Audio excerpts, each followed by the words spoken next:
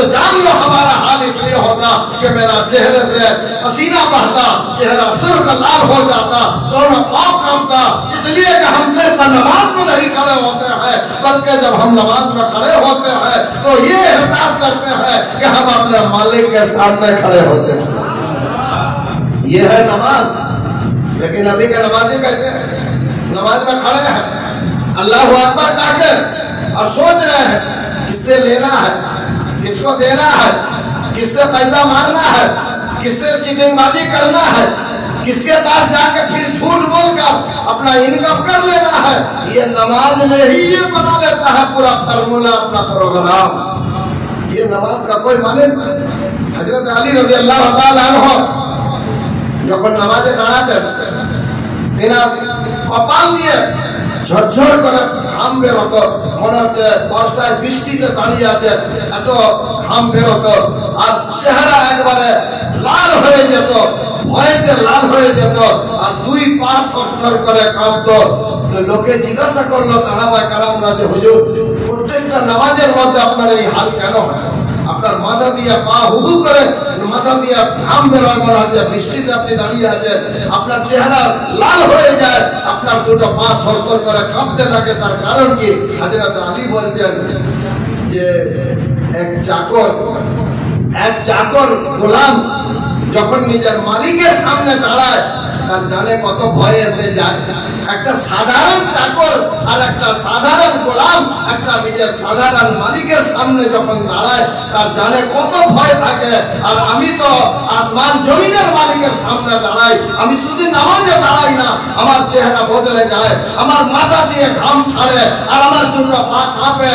এই জন্য যে আমি মনে করি যে আমি শুধু নামাজে দাঁড়াচ্ছি না, আমি আমার স্বয়ং মালিকের সামনে দাঁড়াচ্ছি। এটা নামাজের হকিকত। এই দিলের কৈফিয়ত যদি না বদলাতে পারে নামাজের মধ্যে, তাহলে ও নামাজের কোনো মূল্যই নাই, ও নামাজের কোনো দাম নাই, ও নামাজের কোনো মূল্য নাই।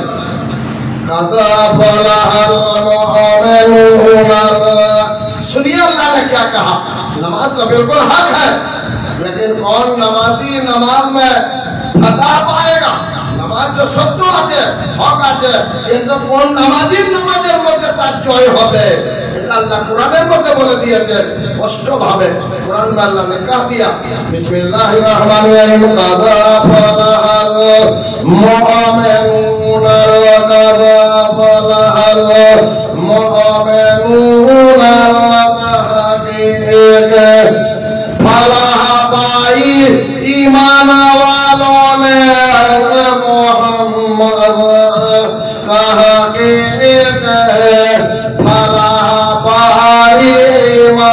वालों ने लदीना हुम अन सलातिहिम खाशिऊन लदीना हुम अन सलातिहिम खाशिऊन।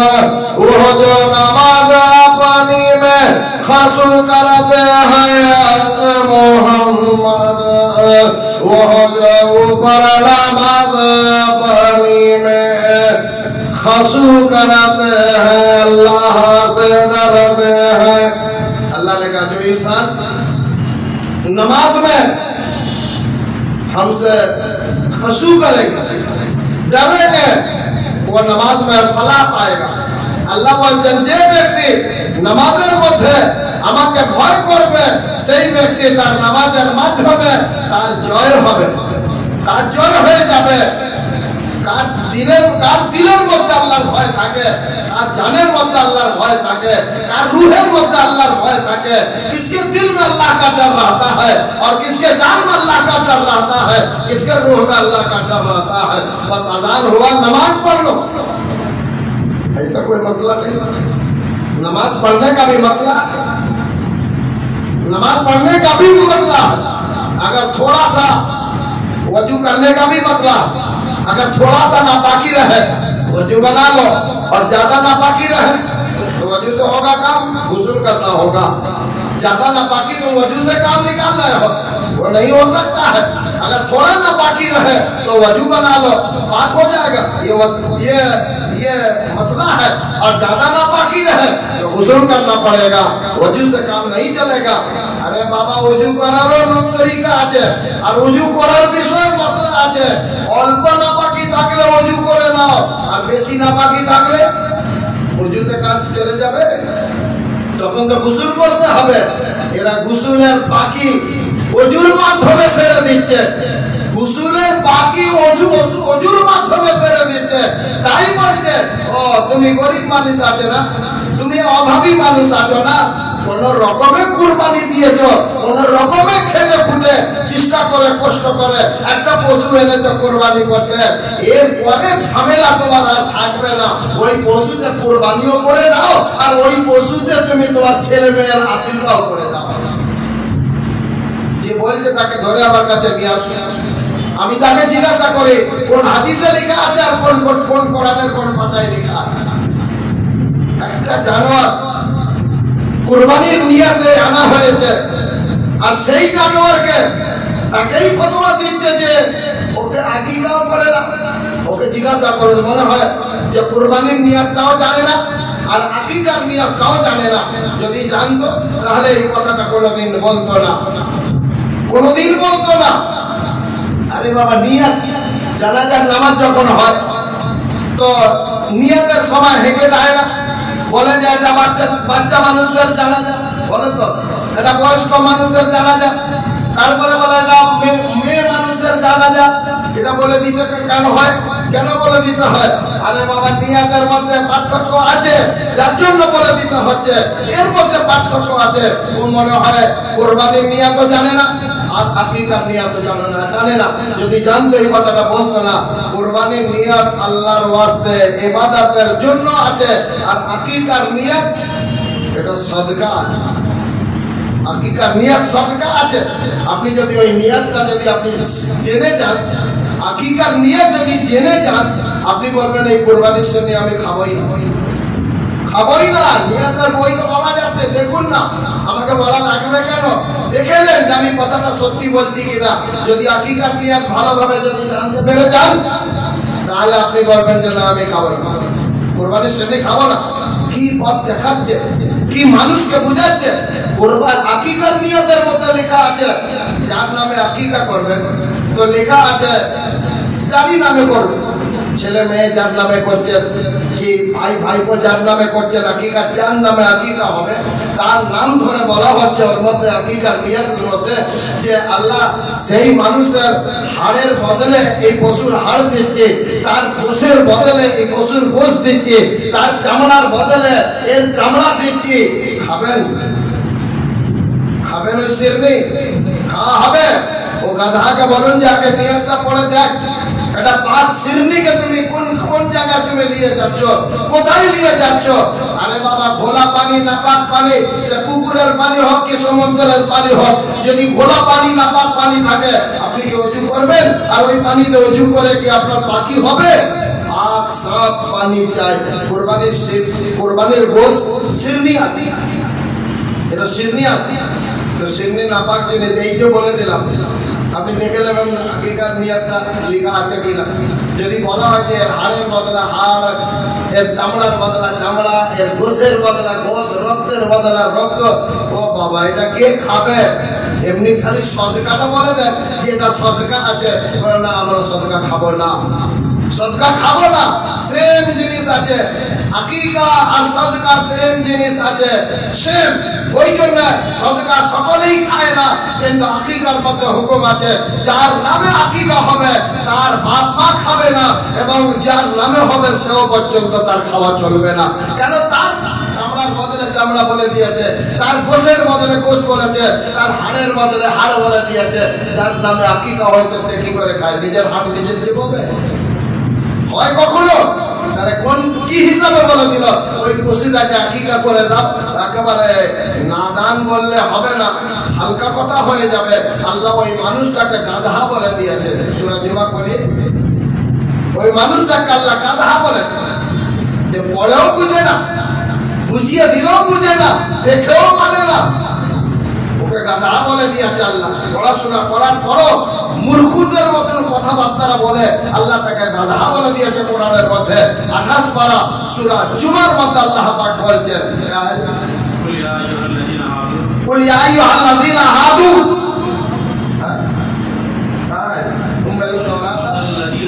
मसलुल लज़ीना मिसालुल मुक़ीम और उम्मुल तौरात जो उठाए गए हैं तौरात और सुम्मा फिर लम यहमिलूहा नहीं उठाते उसको और कमसलिल हिमार मानिंद मिसाल वो गधे के हैं और यहमिलु अस्फाला जो उठाता है किताबों को। एक गधा उसके पीठ पर सोने का बोरा रख दो वो तो ले जाएगा, उसको तो बोझ ढोने का काम है। फिर उसको सोने का बोरा हटाकर मिट्टी का बस्ता बोरा रख दो वो भी ढोकर ले जाएगा। तो उसको गधा इसलिए कहा गया है कि सोने का बोरी को जैसा वो समझ रहा है मिट्टी का बोरी को वो वही समझ रहा है। उसको ये नहीं एहसास होता गधा को कि हम अभी सोने का बोरी ले जा रहे हैं, ये मिट्टी का बोरी। उसके लिए बोझ तो बोझ ही, चाहे सोना लाद दो या मिट्टी लाद दो उसके लिए बोझ तो बोझ ही है। हम लोग को बराबर देखता ये इन लोगों का हाल ऐसा ही हो गया जैसा फतवा देने वालों का। इधर अवस्था था गधार पेटर मत सोनार बस्ता रेखे दें ওকে একটু শ্রদ্ধা করে নিয়ে যাবে, তারপরে সোনার বস্তা নামিয়ে দিয়ে যদি মাটির বস্তা রেখে দেন ওকে একটু বেপরোয়া হয়ে নিয়ে যাবে না। যেমন ভাবে মাটির বস্তা নিয়ে হাঁটবে তেমন ভাবে সেই রূপে সোনার বস্তা নিয়ে হাঁটবে। ও কি জানে, ও তো গাধা, ওই জন্য তার নাম। যেমন সোনা বইছে তেমন মাটিও বইছে, যেমন সোনা বইছে তেমন ও পাথরও বইছে। তেমন এইরকম মানুষের হাল হয়ে গেছে যে কোরআন কিতাব পড়ার সত্ত্বেও গাধাদের মতন কথা বলে, যে জানে না যে কোরবানির নিয়ত কি আছে আর আকিকার নিয়ত কি আছে। কোরবানির নিয়তের মধ্যে বলা হয়েছে যে কুল ইন্না সালাতি, বলো আমার নামাজ, ওয়া নুসুকি, আমার এই কোরবানি ইবাদত, ওয়া মাহয়ায়া, আমার জীবন, ওয়া মামাতি, আমার মৃত্যু, লিল্লাহি রাব্বিল আলামিন, এটা আল্লাহ রাব্বুল আলামিনের জন্য, যেটা আল্লাহর জন্য হয়ে যাবে। মসজিদে নিজের ঘর বানানো যায়, যাবে কেন? ওটা আল্লাহর ঘর আছে না, কেন সাইডে ঘিরে তোমার নিজের ঘর বানিয়ে নাও একটা? হবে? হবে না। আল্লাহর ওয়াস্তে যেটা হয়ে গেছে সেখানে আর মানুষের ওয়াস্তে হবে না। একটা পশু যে আল্লাহর ওয়াস্তে কোরবানি হয়ে গেছে ওটা আবার তোমার ভাইপোর নামে আকিকা কি করে হয়ে যাবে? পশুটাই তো বলবে যে আল্লাহ এই তো আমাকেই ফেলে দিয়েছে, আমি না আল্লাহর ওয়াস্তে না ওর ভাইপোর ওয়াস্তে, আমি এমনি শহীদ হবে। যা পারিস কর। একেবারে গাধার মতন কথা, কোনদিন এটা হতে পারবে না। আর কেউ ফতোয়া দিলে এটা করবেন না। কোরবানির পশু কেন 3 দিন পর্যন্ত, যে 3 দিন কোরবানি আছে, আপনার যদি আকিকা দিতে হয় 3 দিনের মধ্যে আপনার আকিকা চলবে না। 3 দিন কেটে যাবার পর আপনি আপনার ছেলে, মেয়ের, ভাইপো, ভাইয়ের নামে আকিকা দিতে পারেন। এই 3 দিনের মধ্যে কোনো আকিকা চলবে না। এই 3 দিন শুধুমাত্র কোরবানি হবে। সাধারণ ভাবে গোশ খাওয়াটাও 3 দিন পর্যন্ত, যে জবাই করে সাধারণ ভাবে গোশ খাওয়া হওয়াটাও পর্যন্ত বন্ধ আছে। 3 দিন পর্যন্ত চলবে না। 3 দিন যেটা হবে শুধু কোরবানিটাই হবে, অন্য কিছু হতেই পারে না। সমস্ত জিনিস বুঝার সত্ত্বেও এভাবে ফতোয়া দেয় কেন? উল্টো পাল্টা ফতোয়া কি করে দিয়ে দেয়? দরুদ শরীফ পড়িয়ে একবার, রব্বে সাল্লি আলা রাসূলিল্লাহ।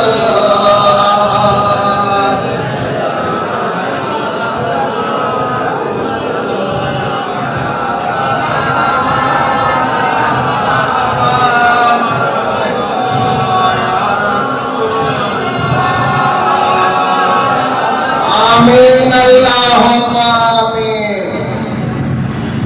कुर्बानी तो इब्राहिम अलैहिस्सलाम किए थे। कौन किए थे? इब्राहिम अलैहिस्सलाम कुर्बानी किए थे। और कुर्बानी तो इब्राहिम अलैहिस्सलाम के जमाने से है। यही तो जानकारी है, इब्राहिम अलैहिस्सलाम के जमाने से है, इससे पहले तो नहीं था। इब्राहिम अलैहिस्सलाम बेटे को कुर्बानी किए तो आज कुर्बानी सब पर वाजिब हो गया। कुर्बानी तो प्रथम কে করেছিলেন? ইব্রাহিম আলাইহিস সালাম করেছিলেন, ওনার আগে তো নয়, ওনার পরের থেকে তো কোরবানি ইব্রাহিম আলাইহিস সালাম নিজের ছেলে ইসমাইল আলাইহিস সালামকে কোরবানি করেছিলেন বলে তাই আজ সকল মিল্লাত ইব্রাহিমের মধ্যে সকলের উপরে কোরবানি, পশুর কোরবানি ওয়াজিব হয়ে গেল। তার আগে কোরবানি মাথার ঘাম পায়ে চলে আসবে, আবার পায়ের ঘাম আবার মাথার দিকে উঠবে, ওই গরমের হাত তালে ঘাম তো মাথা থেকে পায়ের দিকে আবার পায়ের দিকে যায়, কিন্তু টেম্পারেচার এত বেড়ে গেছে যে পায়ের ঘাম আবার মাথায় উঠছে, তাহলে তো সাংঘাতিক ব্যাপার। ये तो बहुत कठिन मामला, कठिन बात है कि सारी दुनिया जानता है कि इब्राहिम अलैहिस्सलाम कुर्बानी किए, उसके बाद से ही कुर्बानी है। सारा विश्व মানুষ জানে যে ইব্রাহিম আলাইহিসসালাম প্রথম কুরবানি করেছেন, তারপর থেকে আমরা কুরবানি করছি। কিন্তু আদম আলাইহিসসালামের দুটো ছেলে, আদম আলাইহিসসালামের দুটো ছেলে কোরআনে লেখা আছে দুজনা কুরবানি করবে, দুজনা কুরবানি করলো, একজনের কুরবানি কবুল হয়ে গেল, একজনের কুরবানি কবুল হলো না, তার জন্য দু ভাইতে মারামারি লেগে গেল। আদম আলাইহিস সালামের দুই ছেলে যে কুরবানি করলো, একজনের কুরবানি হলো আর একজনের কুরবানি হলো না। কার নামে কুরবানি করেছিলেন? আদম আলাইহিস সালামের ছেলে। সেটা কোন কুরবানি ছিল? आदम अलैहिस्सलाम का दो बेटे हाबिल और काबिल दोनों ने कुर्बानी किया, एक का कुर्बानी कबूल हुआ और एक का कुर्बानी कबूल नहीं हुआ। किसका कुर्बानी कबूल हुआ? दोनों आदम का ही बेटा है, दोनों आदम का ही औलाद है। हाबिल में आदम का औलाद और काबिल में आदम का औलाद, लेकिन एक का कुर्बानी कबूल हो गया और एक का कुर्बानी कबूल नहीं हुआ। और तुम सोचते हो कि हम सबों का कुर्बानी कबूल हो रहा है? कौन किताब में पढ़ लिया? আদম আলাইহিস সালামের দুটো ছেলে, দুজনেই কুরবানি করলো। হাবিল আদমের ছেলে আর কাবিল তেও আদমের ছেলে, দুজনেই আদম সন্তান, আদমের ছেলে। একজনের কুরবানি কবুল হয়ে গেল আর একজনের কুরবানি কবুল হলো না। আর তোমরা ভাবছো যে আমাদের সকলের কুরবানি কবুল হয়ে যাচ্ছে, এটা কখনোই ভাববেন না। आदम अलैहिस्सलाम का दो औलाद हाबिल काबिल दोनों ने कुर्बानी किया। किसके नाम से कुर्बानी किया? वो कुर्बानी क्या था? वो कुर्बानी कैसा था? वो कुर्बानी वाजिब था या वो कुर्बानी फर्ज था या वो कुर्बानी सुन्नत था? क्या था?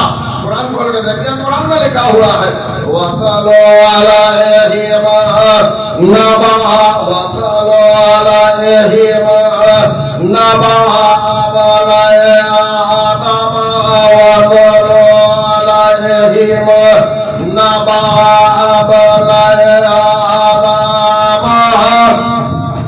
और तिलावत कर ऊपर उसके खबर दो बेटे आदम के मोहम्मद, और बयान कर वासत आदम के दो वासत खबर दो आदम के वतलो अलैहिमा वतलो अलैहिमा नबा बलाए आदम वतलो अलैहिमा नबा बलाए आदम। और तिलावत कर ऊपर उनके खबर दो बेटो आदम के मोहम्मद, और तिलावत कर ऊपर उनके खबर दो बेटो आदम के, और बिलहक के साथ हक के, और इस कर्रबा जिस वक्त का कुर्बानी किया, और इस कर्रबा जिस वक्त का कुर्बानी किया, और कुर्बानन एक कुर्बानी, और कब्बला बस कबूल हुआ, और मिन आहदिहिमा एक का उन दोनों में से, और वलम यतकब्बल और नहीं कबूल हुआ, और मिनल आखिर आखिरियों का। पहला जो कुर्बानी किया आदम अलैहिस्सलाम का बेटा हाबिल, हाबिल का कुर्बानी कबूल हो गया। और उसको देखा देखी काबिल ने कुर्बानी किया, जो आदम को नहीं मानता था। जो आदम का तरीका में नहीं चलता था, जो अल्लाह को नहीं मानता था, अल्लाह का बात नहीं मानता था, देखा देखिए वो भी कुर्बानी कर लिया। कैसा समझाते? कामरी साहब जिनको खिलाफत दिए वो हुजरा शरीफ में कुरान बयान शुरू कर दिए। हमीद भरोहा कामरी साहब जिनको खिलाफत दिए वो मिंबर में हुजरा शरीफ में कुरान बयान कर रहे हैं। अब उनको देखा देखे किसी ने और हुजरा बना लिया और बना कर कहता कि हमको भी खिलाफत मिला है। हाबिल और काबिल का मिसाल हमीद भरोहा कामरी रहमतुल्लाह अलैह তিনি যাকে খেলাফতি দেওয়ার দিয়ে দিয়েছেন। আরে খেলাফতির গায়ে শুনলে কি বেরোবে? কিসের খুশবু পাবে? কুমড়োর খুশবু পাবে না কদু লাউর খুশবু পাবে নাকি ভুনা কষা গোশের খুশবু পাবে নাকি গোলাপ ফুলের খুশবু পাবে নাকি বেল ফুলের খুশবু পাবে? কিসের খুশবু পাবে? খেলাফতি জিনিসটাকেই বুঝতে পারলো না। আর দেখে দেখে যে ওর হুজরায় লোকজন ভিড় হচ্ছে তা আমি এক হুজরা খুলে বসে যাই। সেম আদম আলাইহিস সালামের দুই ছেলে হাবিল আর কাবিলের মতো, যে হাবিল যখন একটা কুরবানি করলো তাকে সে তো ইমানদার ছিল, আল্লাহকে মাননেওয়ালা, সে তার বাপ আদম আলাইহিস সালামকে মাননেওয়ালা, সে আল্লাহর কথা মাননেওয়ালা। কিন্তু কাবিল মোটেই না, অথচ তার নাম কাবিল, কোন লায়েকের নাই। কাবিল মানে লায়েক মানে উপযুক্ত, কিন্তু তার নামই কাবিল, তার নাম কাবিল। বাংলায় বলে না যে চোখে টের পায় না, তারই নাম নজর আলী, তারই নাম নজর আলী। যেখানে এক মুঠি বালি খুঁজে পাইলে আর সেই জায়গার নাম আছে বালিগাদা। বালিগাদা পাহাড়, বালির তো পাহাড়, গাদা মানে পাহাড়। এক মুঠো বালি খুঁজে পাইলে সেই জায়গার নাম রাখা আছে বালিগাদা। সোজা ভাবে যে টের পায় না চোখে, তারই নাম নজর আলী, তারই নাম নজর আলী। আরে কাবিল, ওর নাম কাবিল, বাপকেও ইনকার করে, আল্লাহকেও ইনকার করে, কোন লায়েক নাই, কোন যোগ্যতা নাই। কিন্তু সে এক ভাই হাবিলের কোরবানি দেখে সেও একটা পশু এনে কোরবানি দিয়ে দিল, মনে করছে ওর কবুল হয়েছে তো আমার কেন হবে না। খোলা ভাষায় আল্লাহ বলে দিলেন যে আমি হাবিলের কোরবানিকে কবুল করলাম, কাবিল তোর কোরবানি আমি কবুল করলাম না। ওর মধ্যে ঈমান আছে বলে কবুল করলাম, তোর মধ্যে ঈমান নাই বলে তোমার কোরবানি কবুল করলাম না। এই কথাটা আল্লাহর সঙ্গে ঝগড়া না করতে পেরে ভাইয়ের সঙ্গে ঝগড়া লেগে গেল। সে হাবিলকেই ধরে মারতে মারতে ঠেঙিয়ে তাকে মেরেই।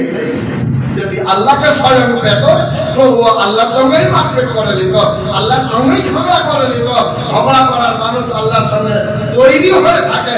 আছে পৃথিবীর মধ্যে এমনও বান্দা যে আল্লাহর সাথেও ঝগড়া করার জন্য সুযোগ খুঁজে বেড়ায়।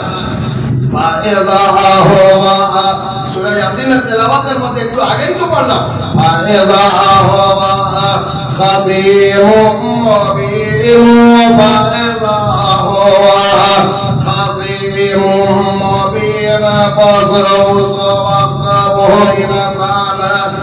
अपने रब से झगड़ा करने वाला ज़ाहिर है मोहम्मद, बस उस वक्त इंसान अपने रब से झगड़ा करने वाला ज़ाहिर है। जो रब से ही झगड़ा करने के लिए तैयार, जो रब से ही झगड़ा करना चाहता वो हमसे झगड़ा नहीं करेगा। जो रब से ही झगड़ा करना चाहता वो खाजा बाबा से झगड़ा नहीं करेगा। जो रब से ही झगड़ा करना चाहता वो दाता बाबा से झगड़ा नहीं करेगा। जो रब से ही झगड़ा करना चाहता वो पिराने पीर दस्तगीर से झगड़ा नहीं करेगा। जो रब से ही झगड़ा करना चाहता वो कहवारी साहब से झगड़ा नहीं करेगा।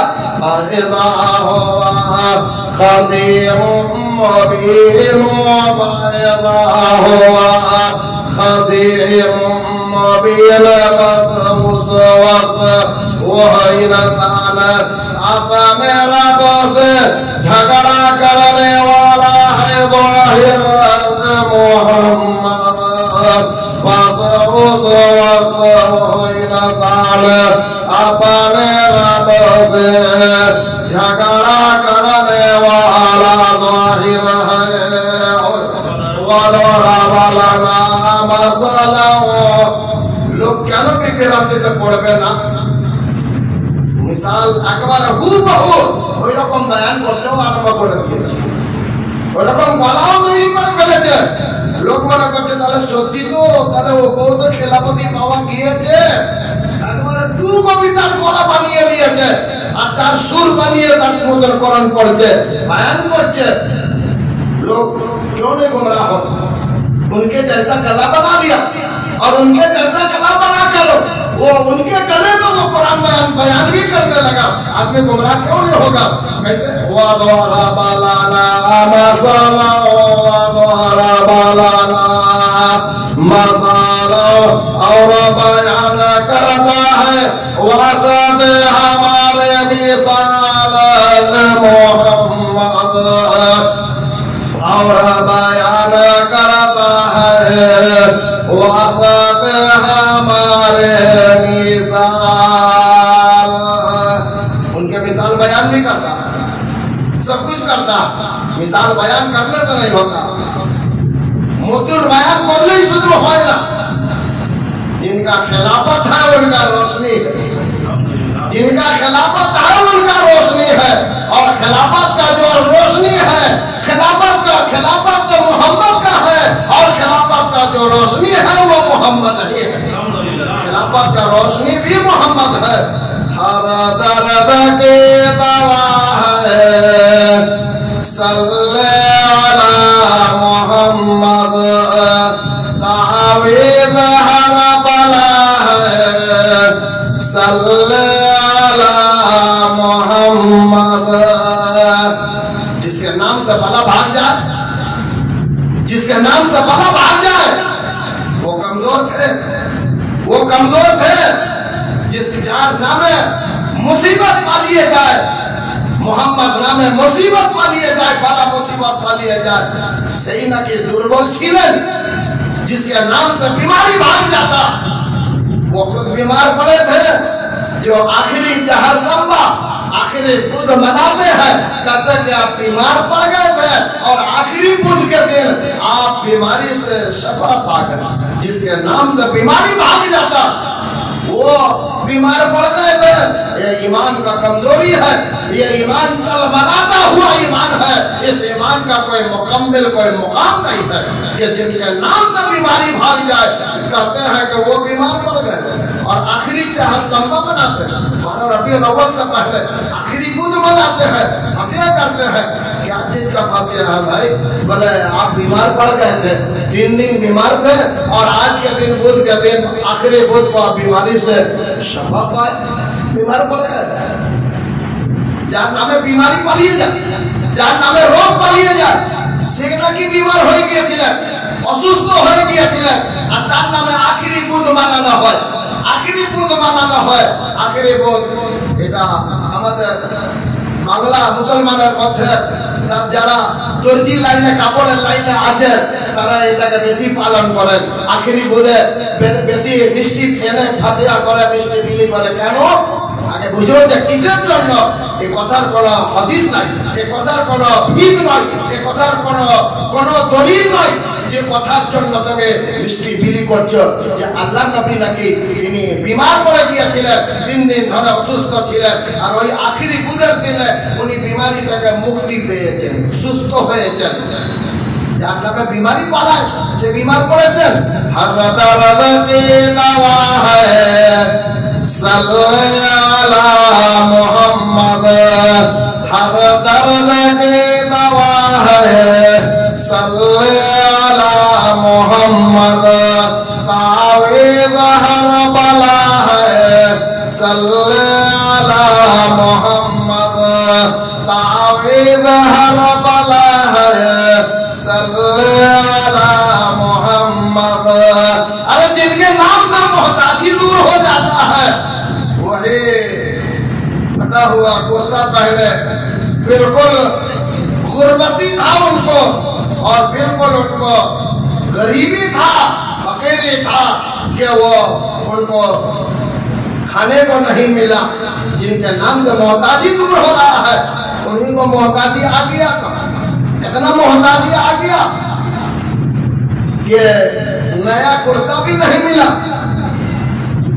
एक दो जगह नहीं, 36 जगह तालियां लगा हुआ कुर्ता पहने, जिनके नाम से मोहताजी भाग जाता है और उन्हीं को मोहताजी आ गया कि 3 दिन खाना नहीं मिला और वह भूखा थे 3 दिन तक। कैसा बयान करते हैं? जार नामे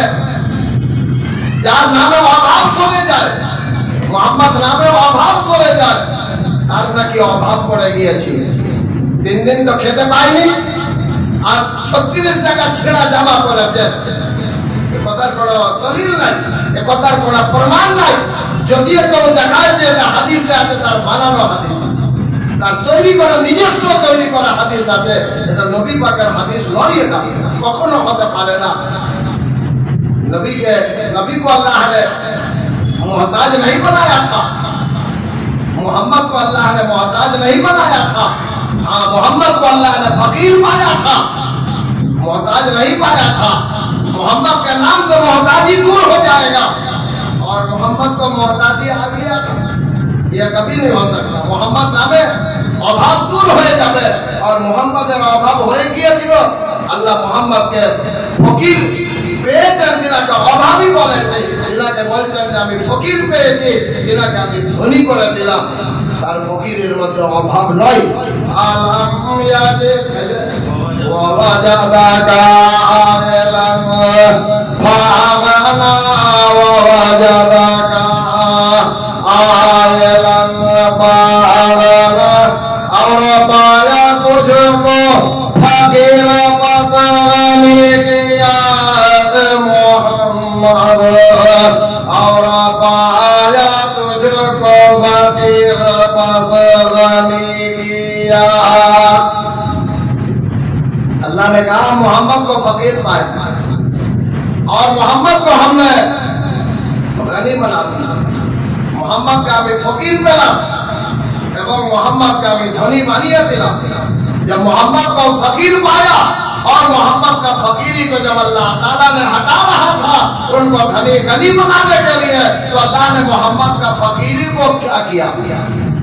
मोहम्मद के फकीरी को अल्लाह ने क्या किया? जब अल्लाह मोहम्मद सल्लल्लाहु अलैहि वसल्लम के तिनार फकीरी सरिয়ে দিয়ে তিনাকে যখন ধনী বানাচ্ছিলেন, তিনার ফকিরিটাকে কি করলেন? ফকিরিটা কি করলেন? শার্ট খুলে পাঞ্জাবি পরাচ্ছিলেন, শার্টটা কি করলো? ভাবতে হবে না। চাদরটা খুলে দিয়ে জুব্বা পরাচ্ছেন, তাহলে চাদরটা কি হলো? ফকিরি সরিয়ে দিয়ে তিনাকে ধনী বানাচ্ছেন, তো ফকিরিটাকে কি করলেন? কি করেছেন?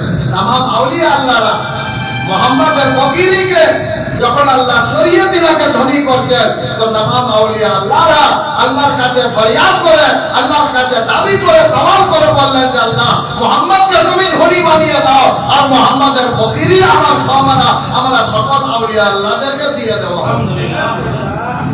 আল্লাহ মোহাম্মদ রসুলের ফকিরিকে तमाम औलिया अल्लाह को उनके दिए।